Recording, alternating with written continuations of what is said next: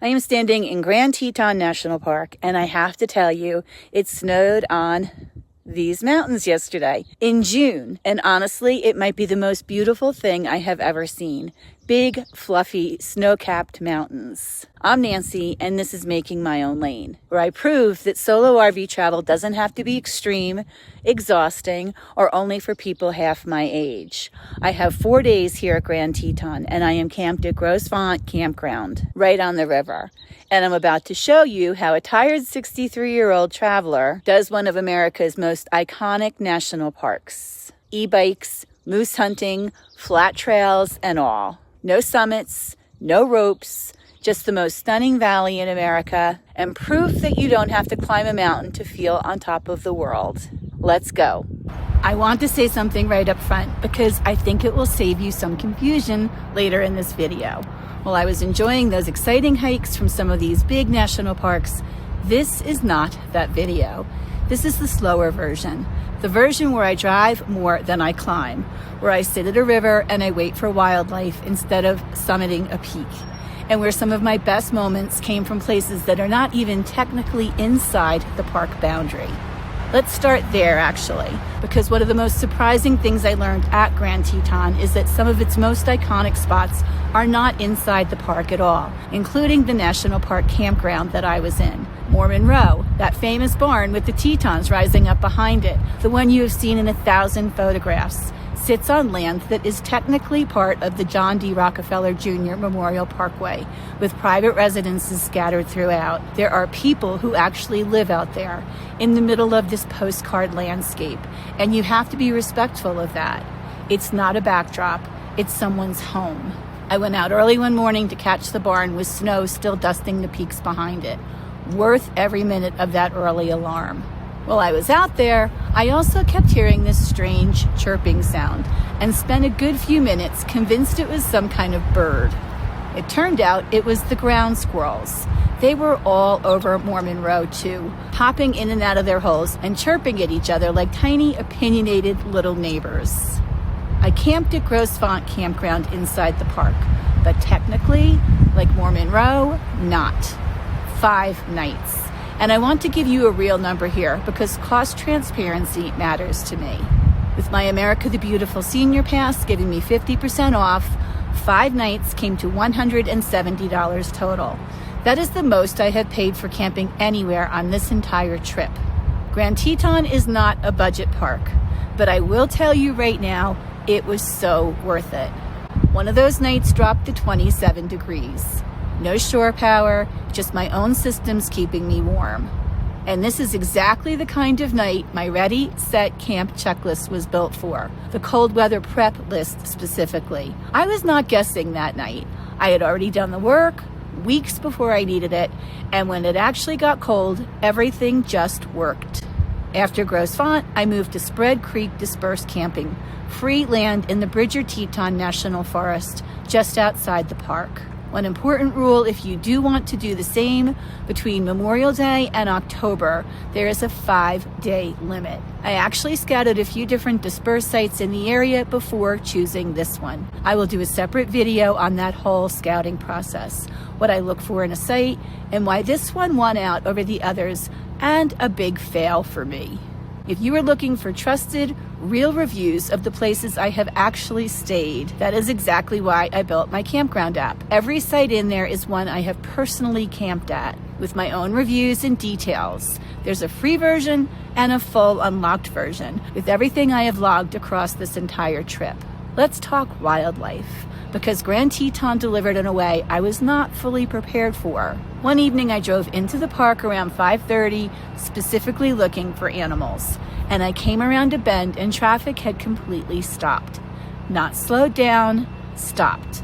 A large group of bison had decided the road belonged to them now, and nobody was going to argue with that.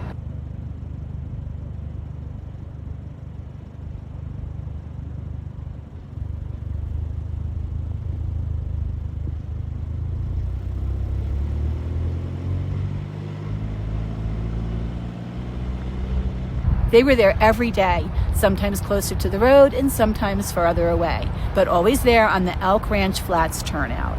And the moment that really got me, the one I will remember for a long time, happened at golden hour near Grosse Fine. A mother moose with twin calves right at the river in that soft late light. I have been doing this for over 3 years now, and that kind of sighting does not get any less special with time. If anything, it gets more special because you understand exactly how rare it is. Grand Teton also has history tucked into corners you might not expect. There are 2 small historic chapels along the road near Moose, the Chapel of Transfiguration and the Chapel of the Sacred Heart. The Transfiguration has this incredible altar window, not stained glass, just a clear pane of glass positioned perfectly, so the Tetons themselves become the altar backdrop. It is one of the most quietly beautiful things I have seen on this entire trip.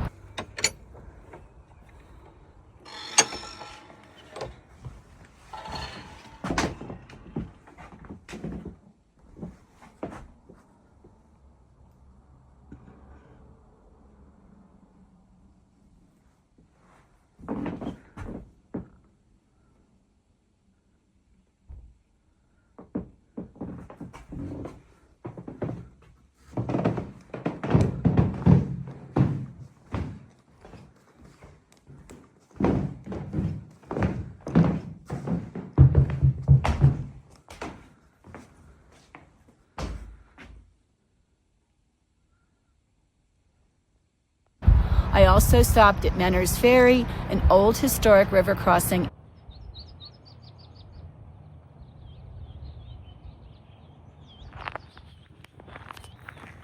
Let's see what this is down here.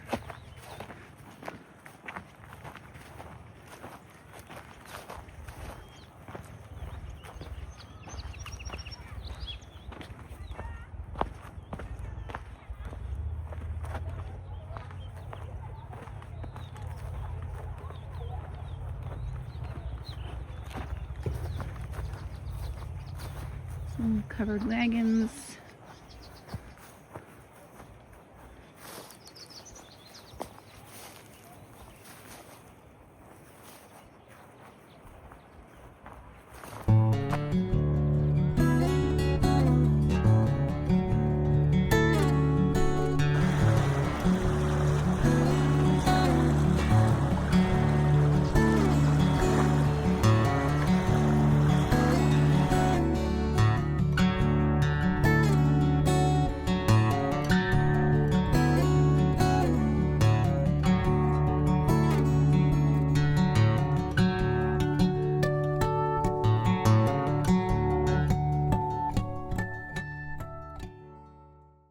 Speaking of town days, I have to tell you about Jackson Hole, the best little western town near a national park I have visited on this entire trip. I had a gold rush at the $1 Million Cowboy Bar, Wyoming whiskey, local honey, and lemon, sitting at a bar inlaid with real silver dollars. I got the footage on that. The wood, the silver, the whole atmosphere. It feels exactly like you would want a Wyoming cowboy bar to feel. I also found a sushi spot with the most unexpected view, Campe. Floor-to-ceiling windows looking straight out at the ski resort. I did not expect sushi and a mountain view to go together quite that well, but here we are. And if you're trying to save money on park merchandise, go into Jackson. I found a shop with quality hoodies for $35 and t-shirts for $10. That is roughly a third of what you would pay inside the park gates for the same logos. Now let's talk about Jenny Lake, because I have a real tip for you here. I took the evening boat across Jenny Lake around 6:30 in the evening, specifically to avoid the lines, which during the day can run an hour and a half or more. My boat had no wait at all.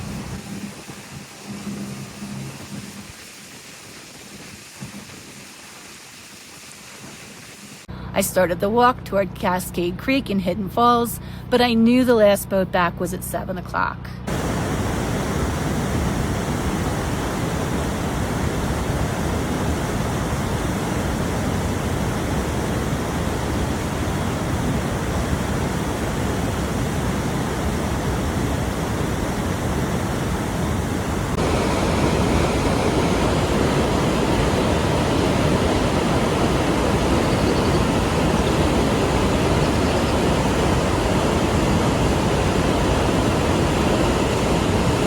and I did not want to be stuck doing a 2-mile walk back around the lake in the dark. So I turned around about a quarter of a mile short of the falls and made my way back to the dock. I made the last boat with time to spare. Some other passengers on my boat did not make that same call. They kept going, missed the 7 o'clock boat, and had a 2-mile walk back ahead of them. But if you take that evening boat, build in your margins. The view is worth it. The falls will still be there the next time. While I was there were also quite a few moose and grizzly sightings, so bring your bear spray. I also did the e-bike ride out to Jenny Lake on a separate day. A beautiful, mostly flat ride that gave me a totally different perspective on the same water.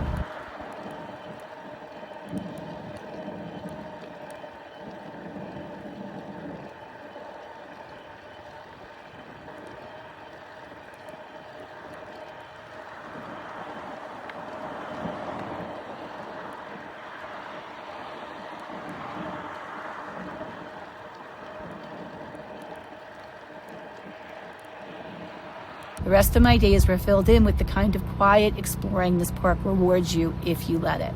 Schwabacher Landing for those famous still water reflections of the Tetons, Antelope Flats for wide open spaces, Oxbow Bend more than once because some of the views are worth repeating.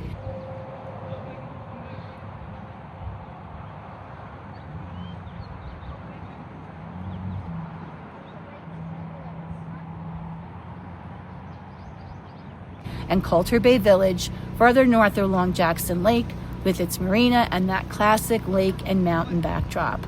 While I was up at Coulter, I also confirmed something practical for anyone towing or driving an RV through here. Gas is available right inside the park, diesel. I paid $5.09 a gallon for regular at Dorman's at Moose, and I saw diesel at $6.09 up at Coulter Bay. You do not have to leave the park or drive all the way into Jackson just to fill up. I wanted to end with my last full day here because it turned into one of the best hours of the entire stay. I went back to the Coulter Bay General Store for round 2 of their Bear Tracks ice cream. Huckleberry, brownie bits, caramel, and chocolate sauce. It kept me up the night before thinking about it, so naturally I had to go back. While I was there, I also found huckleberry cider and a huckleberry old-fashioned mixer. My ice cream run that day cost about $40, and I have no regrets. Bison on the road there, Bison on the road back. And then, on the way to get that ice cream, I saw the unmistakable signs of a wildlife jam. Multiple cars stopped, and this time 2 wildlife management trucks and several park rangers on the scene. My stomach dropped a little. My first thought was that something had been hit. I rolled down my window and asked, and it was nothing like that. A mother grizzly and her cub had been spotted in the area. Mama was taking a nap just off the road when I got there. I pulled over, grabbed my zoom lens, and got what I could from a safe distance. On my way back through, about an hour later, she was just waking up and meandering off into the trees. I never did see the cub. If I was going to see my first grizzly in the wild, that was exactly the way to do it. Safely, from a distance, with rangers already managing the scene. 2 weeks in Grand Teton, the most diverse, most picturesque stretch of this entire trip so far. Moose, bison, and a grizzly. Historic chapels, a cowboy bar with silver dollars on the counter, sushi with a mountain view, and a whole lot of quiet mornings just watching the light change on those peaks. Today, I am leaving Grand Teton and heading just 5 miles north of the park and 2 miles south of Yellowstone to a dispersed camping spot I have not personally scouted yet. I will be there for about a week before my 10-day reservation begins inside Yellowstone. That is a whole new story, and I will let you know more about all of this dispersed camping. I'm Nancy. This is Willie. We are making our own lane, and we will see you back next week.